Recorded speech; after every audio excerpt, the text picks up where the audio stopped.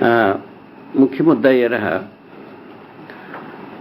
जो तरल विरल और ठोस पदार्थ सह अस्तित्व में अपने वैभव को निरंतर प्रकाशित करना चाहते हैं, इस बात पर अपना गए। भार का प्रदर्शन कैसा होता है ये भी आपको बताया। ये धरती में जितने भी छोटे छोटे रचनाएं हैं, पत्थर, कंकड़, लकड़ी, है ना, पानी, पिंगल, सब कुछ, वो अपने भार को इसी विधि से प्रदर्शित करते हैं, क्योंकि तरल तरल के साथ रहना चाहते हैं। इस कारण से वो अपने भार को उसी सहअस्तित्व की बिल्कुल सूत्र से सूत्रित होकर भार को व्यक्त करते हैं। कैसा व्यक्त करते हैं? भार को कैसा व्यक्त करते हैं? सहअस्तित्व सूत्र से सूत्रित होकर अपने भार को व्यक्त करते हैं, जिसको आप हम तोल कहते हैं। ऐसा आप करते ही हो। उसी भांति ऊपर से कोई चीज गिरता है, वो ठोस ठोस के साथ ही मैंने सहअस्तित्व में होने के लिए दौड़ के आता है, प्यार से। उसी भांति तरल तरल वस्तु के साथ होने के लिए, सहअस्तित्व को प्रमाणित करने के लिए ऊपर से नीचे आता है। आप इसको जानते हैं, और ढाल के और पानी जाता है। काय को जाता है भाई पानी? पानी के पास जाने के लिए पानी जाता है। इतना भर तो सबको, मूर्खों को भी समझ में आता है? नहीं आता है? आता है। तो इसी भांति और एक अचरज की बात है, कितने भी 200 फुट, 400 फुट, 500 फुट नीचे कोई भी विरल वस्तु को उत्पादित करें, वो आपकी किसी का बात नहीं मानेगा, ऊपर ही जाएगा, ऊपर ही जाएगा।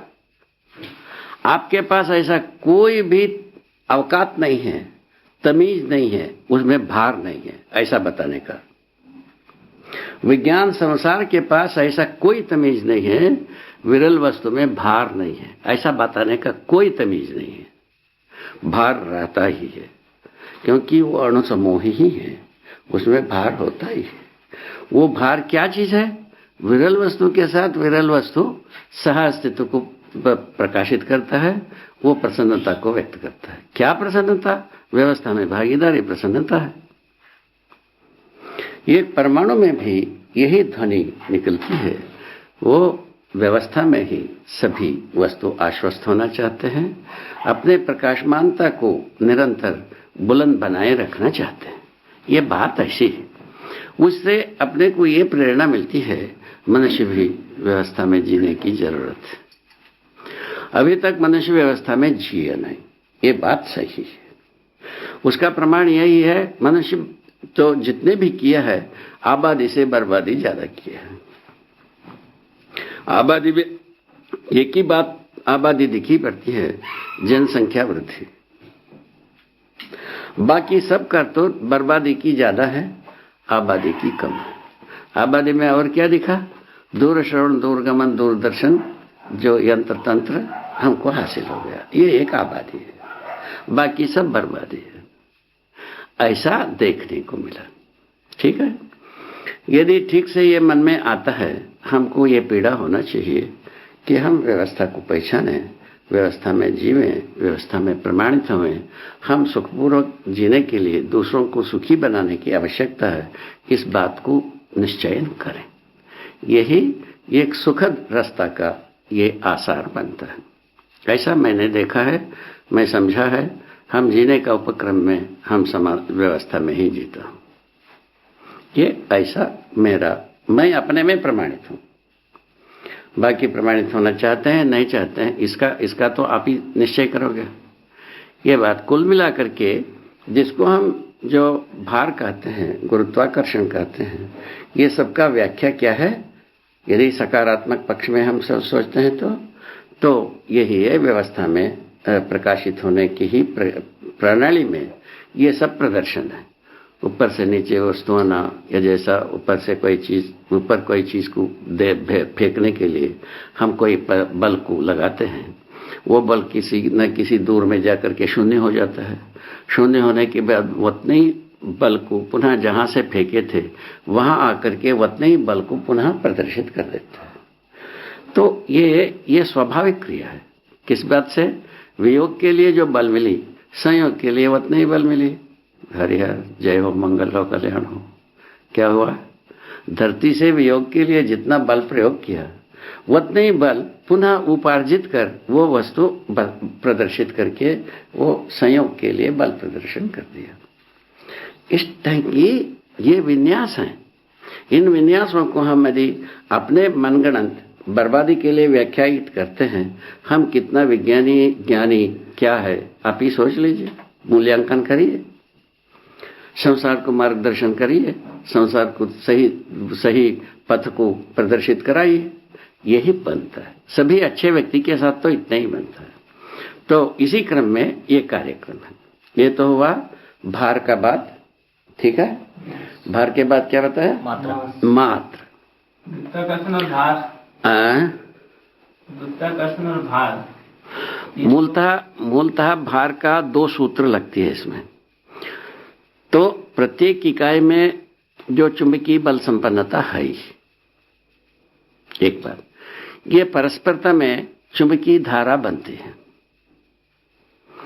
वो आकर्षण और ऋणाकर्षण धनाकर्षण में ये प्रदर्शन होता है।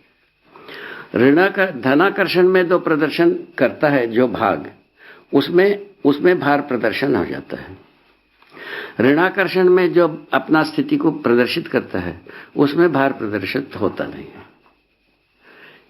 अच्छा, उसका भार प्रदर्शन के लिए उसका कोई होना चाहिए ऋणाकर्षण वाला, ये धनाकर्षण की स्थिति में होना चाहिए, तब जा करके वो अपना भार को प्रदर्शित कर देता है। ये ऐसा दूसरा विधि से ऐसा सोचा जा सकता है। तो इसमें ये देखा गया, जो एक बहुत अच्छी बात अभी कहे थे, जो विरल पदार्थ के रूप में जब अपन धरती के अंदर 2000 फीट नीचे में भी हमें उत्पन्न करते हैं, ऊपर जाता है। अभी प्राकृतिक गैस ऊपर जाता हुआ हम देखते हैं, सुनते ही हैं, सारे बात हो ही रहा है, ठीक है, स्वाभाविक रूप में। तो ऊपर जाते हुए भी प्राकृतिक गैस में भार नहीं है ऐसा नहीं कहा जा सकता, भार रहता ही है। किस रूप में परिभाषित करेंगे आप? गुरुत्वाकर्षण के रूप में तो उसको परिभाषित नहीं कर सकते हैं। हाँ, वही तो कहने के मतलब, वही मेरे गुरुत्वाकर्षण की बात ना हो करके सहअस्तित्व विधि से ही व्याख्यायित होता है ये। हाँ, तो फिर अनुबंधन के रूप में ही देखने की बात होगी। तो अनुबंधन की विधि दूसरा प्रकार से हम बताएंगे। अभी एक बात तो हो गया सहअस्तित्व विधि से, ठोस के साथ, विरल के साथ, तरल के साथ अपने वैभव को प्रदर्शित करने के लिए दौड़ते हैं।